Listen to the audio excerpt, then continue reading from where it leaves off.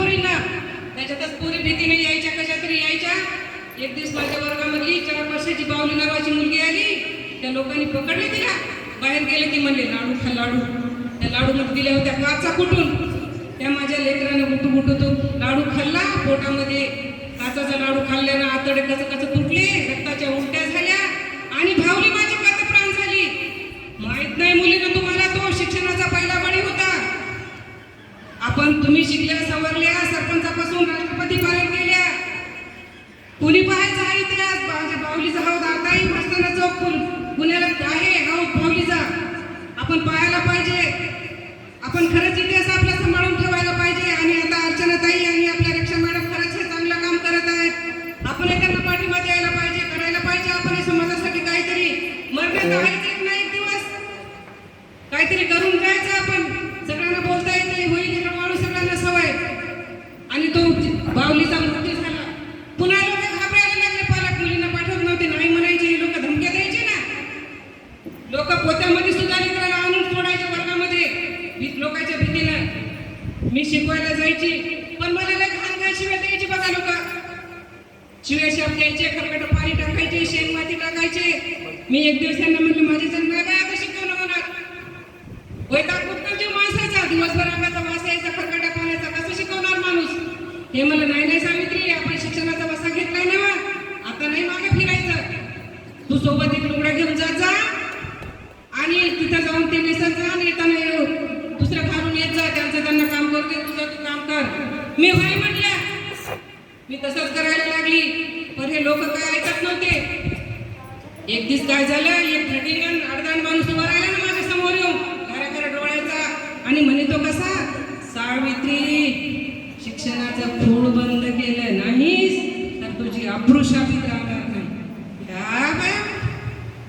असं त्याच्याकडे पाहिलं आणि काय केलं असं मुलीनं सांगा, काय केलं असं? कुणी पाहिला फुले पिक्चर? आपल्यासाठी होता, आपणच नाही पाहिला. बंद पडला तो काय 4 दिवसाला पिक्चर. पुन्हा कलेक्टरकडे जाऊन 8 दिवस सुरू केला बळजबरी लोकांनी.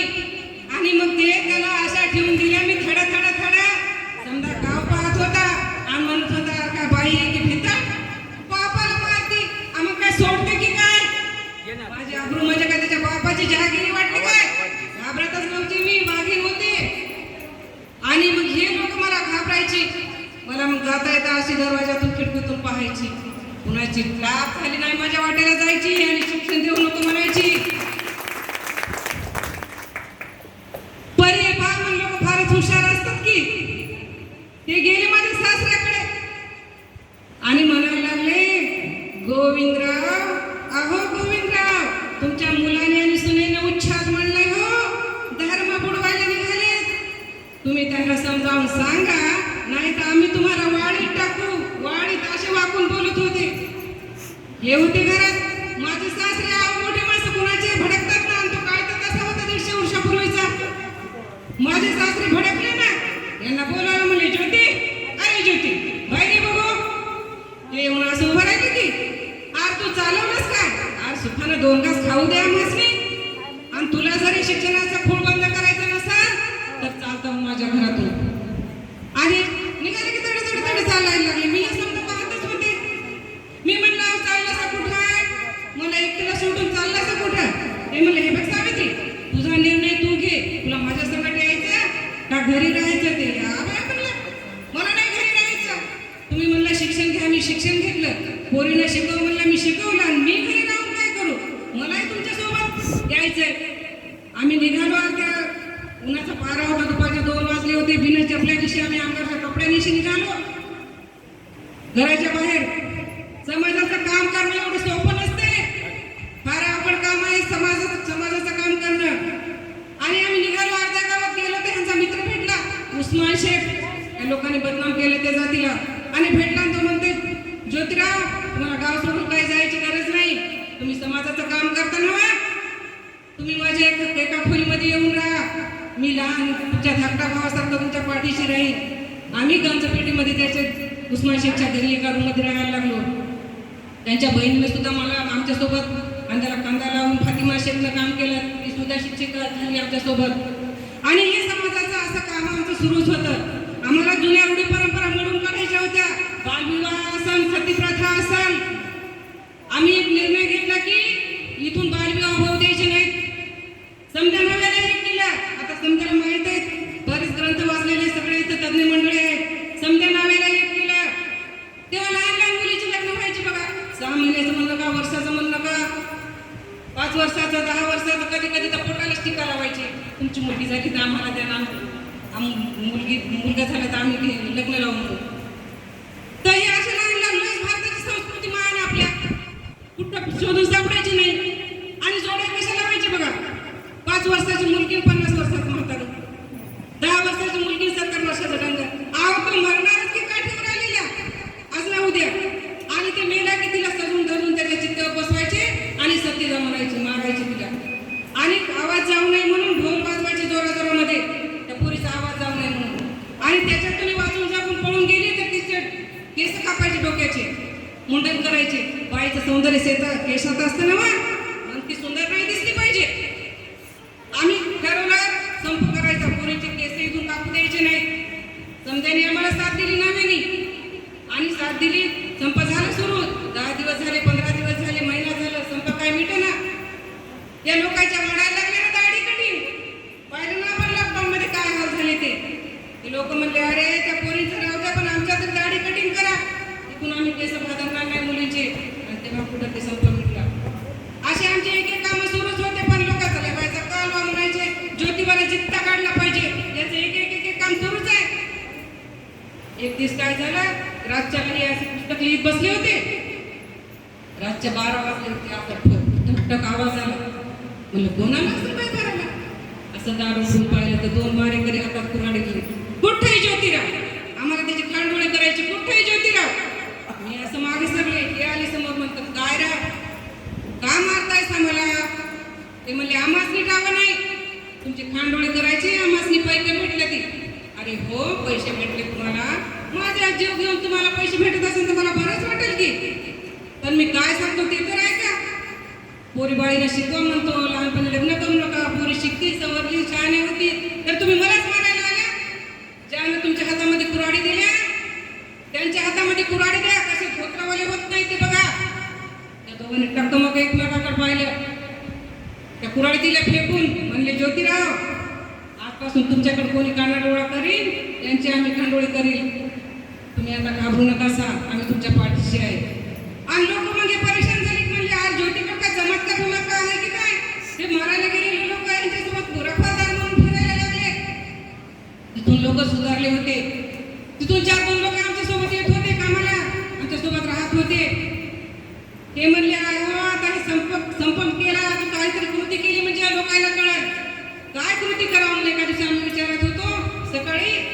तर आपल्याला लय सगळ्यांना समजायला वाटते ना, काहीतरी करावं समाजासाठी, कोण काहीतरी करावं, काहीतरी झटाव. पण कुणी करावं, आपण नाही, दुसऱ्यानं करावं. पण आम्ही असाच विचार करीत सकाळी दारातून आवाज आला, पाणी वाढ गा माय, पोटात पाण्याचा घोट नाही, एक वाढ गा भर गा माय. आणि यांच्या डोक्यामध्ये लख प्रकाश पडला. म्हणले सावित्री, त्या लोकांना जाऊन सांग आमच्या हौदातलं पाणी घेऊन जा म्हणावं. अहो जिथं कुत्रे मांजरं जनावरं पाणवट्यावर पाणी पित होते, तिथे या माणसाला, आपल्याला मागच्या जातीच्या माणसाला पाणी पिऊ देत नव्हते. नालीतल्या घाण पाणी प्यावं लागायचं. मी समजायला बोलवलं, आमच्या हौदातलं पाणी घेऊन गेले. ते आपल्या स्वतःच्या हातानं असं घेऊन गटू पिले आणि घरी घेऊन गेले. असे आमचे काम सुरूच होते. एक दिवस काय झालं, 7च्याला ते एका बाईला घेऊन आले विधवीला. ती पण बाई विधवा दिसती आणि पोटुशी आहे. हे म्हणले सावित्री, काशी नावाची विधवा आहे बघ, जीव द्यायला निघाली होती, तिच्यावर अन्याय अत्याचार झालेला आहे. मी हिला घरी घेऊन आलो. आपण हिला पोरीसारखं सांभाळू. तिला बाळ झाले नाही, ठरवील जायचं की राहायचं ते. मी म्हणलं, आम्ही तिला काशी नावाच्या बाईला घेऊन घेतलं. मी तिला मुलीसारखं सांभाळलं. तिला मुलगा झाला. त्याचं नाव आम्ही यशवंत ठेवलं आणि तो मुलगा आम्ही दत्तक घेतला. त्या मुलाचं दत्तक घेतला आणि आम्ही घरावर पाठीच लिहून टाकली. कुणी आडले निर्ल्याने यावं, मूल पाहिजे असेल तर घेऊन जावं, नसेल तर ठेवून जावं. 150 वर्षापूर्वी. आता तर कुणी कुणाला मदत करायची सोय राहिली नाही. माझ्या अंगणामध्ये लहान लहान लेकरं खेळत होती. मी आई झाली नाही म्हणून काय झालं, ही समधी लेकरं माझीच होती. आम्ही त्याला सांभाळत होतो, घासातला घास देत होतो. आमचे असे कामं सुरू होते. आम्ही आता उतार व्हायला लागलो होतो, आम्ही आता थकायला लागलो होतो. यांनी पुस्तक लिहिले, ग्रंथ लिहिले, बामणाचं कसं पुस्तक लिहिलं, शेतकऱ्याचं असून पुस्तक लिहिले, खूप ग्रंथ लिहिले. शेवटी यांनी एक पुस्तक ग्रंथ लिहायला हाती घेतला, सावित्री आणि सत्यधर्म. जन्मापासून मृत्यूपर्यंत तुमचे विधी तुम्ही उरका, दुसऱ्याच्या हातातून विधी करून घ्यायचे नाही. आणि तो ग्रंथ लिहितच एक दिवस त्यांच्या हाताला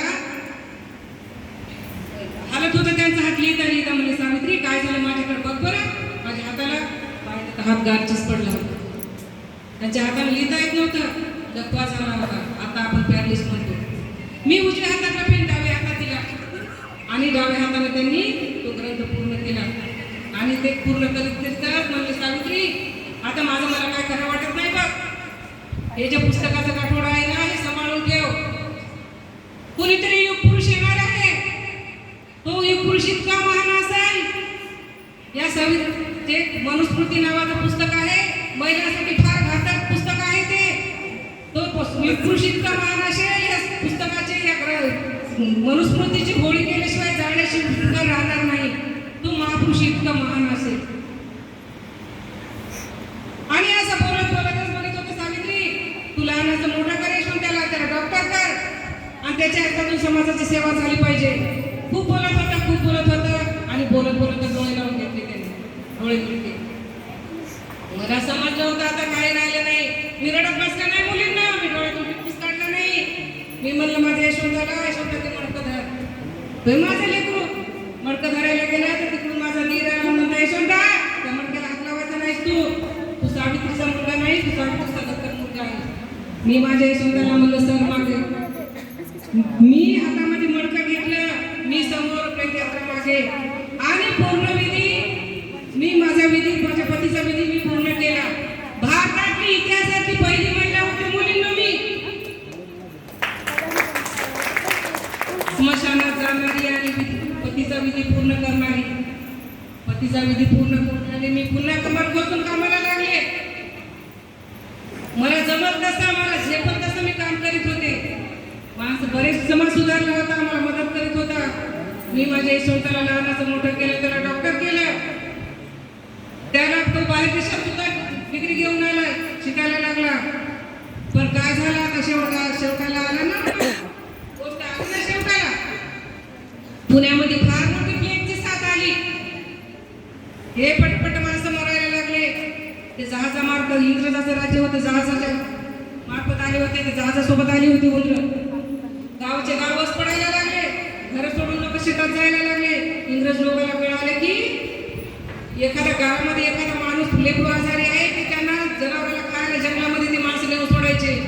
मला जेव्हा कळालं तेव्हा मी इंग्रज कचेरीवर मोर्चा घेऊन गेले आणि त्यांना सांगितलं अरे असं करू नका, माणसं आहेत ते मरायचं तर मरू दे, त्यांना घरामध्ये जनावराला खायला माणसं टाकता का तुम्ही. तेव्हा कुठं मग जे व्हायचं ते त्यांचं बघ होतं. मला जसं झेपल तसं मी काम करीत होतो. मी यशवंताला बोलून घेतलं, माळावर एक टेंट टाकला, तंबू टाकला आणि त्याला तिथं दवाखाना टाकून दिला. माणसं जायचे, काय बरे व्हायचे, काय पटापट मरायचे, गावाचे गाव मरायचे. माझ्या यशवंताला वाटायचं माझ्या आईनं आता नाही आली पाहिजे बाहेर, माझ्या आईला काही होईल, तिने फार काम केले, कष्ट केलेलं आहे. पण मला माझ्या जीवाची काळजी नव्हती. मला कळालं एका घरामध्ये 10 वर्षाचं लेकरू तापीनं फनफनलंय. पाहिलं तर त्याच्या ताप होती आणि काठीमध्ये छोटीशी गाडी यायची, थोडासा कणकण यायची. त्याला घेऊन मी खांद्यावर पाठीवर घेऊन गेले. माझ्या यशवंताच्या दवाखान्यामध्ये त्याला पोहोचला. पण त्याच्यातच मला लागण झाली लेकची. माझा काही इलाज झाला नाही मुलींना आणि त्याच्यातच माझा शेवट झाला. तर अशी होती आपली सावित्रीमाई. समाजासाठी त्यांनी केलं आणि सावित्रीमाई न घराच्या बाहेर पाऊल टाकलं म्हणून आज आपण इथे बसलेलो आहोत. सावित्रीमाई, रमाबाई आंबेडकर, बाबासाहेब आंबेडकर, ज्योतिराव फुले सगळ्यांनी आपल्यासाठी फार महान काम करून ठेवलेले. महिला विशेषतः जास्त महिलांसाठी केलेलं आहे. आणि त्यांचं काय आपण काय फेडणार आहोत, आपण काहीच नाही त्यांचे. मला थोडंसं त्यांच्याविषयी बोलता आलं. संयोजकांनी आयोजकांनी मला संधी दिली आणि त्यांचे सर्वांचे आभार मानून धन्यवाद मानून मी माझे 2 शब्द संपवते.